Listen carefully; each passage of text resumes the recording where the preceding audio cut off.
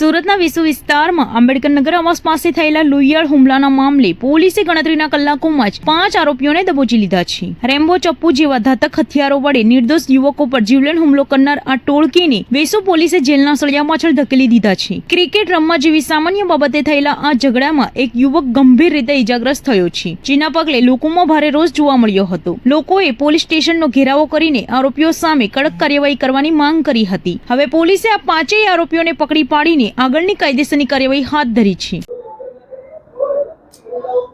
જી Vesu police station વિસ્તારની અંદર 28/4/2026ના રોજ રાત્રિના આશરે 12 વાગ્યાના અરસાની અંદર આંબેડકર નગર એસએમસી આવાસની અંદર કેટલાક અસામાજિક તત્વો પ્રાણઘાતક હથિયાર સાથે એકસમ થઈ અને તેઓ કોઈ એક વ્યક્તિને કોઈ કારણસર શોધતા હતા.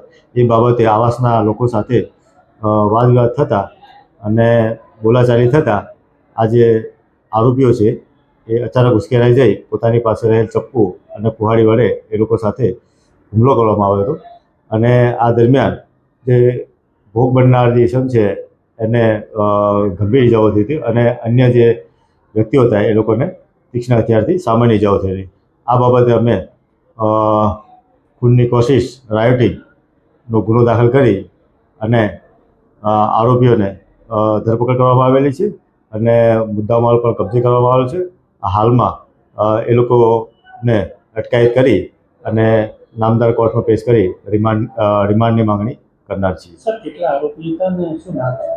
ટોટલ કુલ 8 આરોપીઓ હતા, જેમાંથી 5ની ધરપકડ થઈ છે અને એક આરોપી કાયદાના સંઘર્ષ અને જેમાં એક વ્યક્તિ એ કાયદાના સંઘર્ષમાં આવેલો હોવાનું જણાય છે.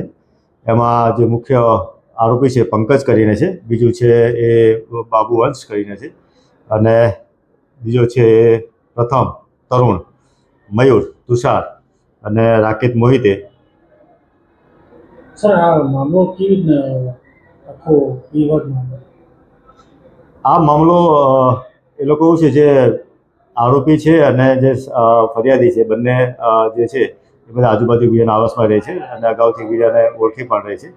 અને આ લોકોને જે અત્યારથી તપાસ ચાલી રહી છે આ બાબતે અમારે કે ખરેખર બનાવનું શું મુખ્ય કારણ છે. અને આ લોકો ત્યાં ગયા એટલે કોઈ બી એ લોકોના અંગત કારણોસર વાદવિવાદ થયો હોવાનું માનવું છે.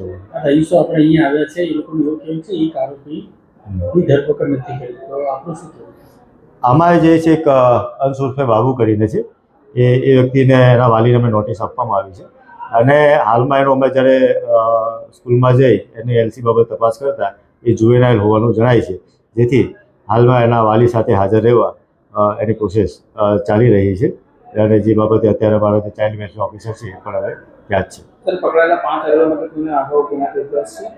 હા, જે પકડાયેલા છે એમાંથી આ જે પંકજ કરી છે ઉર્ફે ફકીઓ કરીને એના વિરુદ્ધમાં ઘણા બધા ગુના દાખલ થયા છે. ખૂન અને ખૂનની કોશિશના છે અને અત્યારે પણ બીજા અન્ય 2 પોલીસ સ્ટેશનના ગુનામાં વોન્ટેડ છે. ઓકે.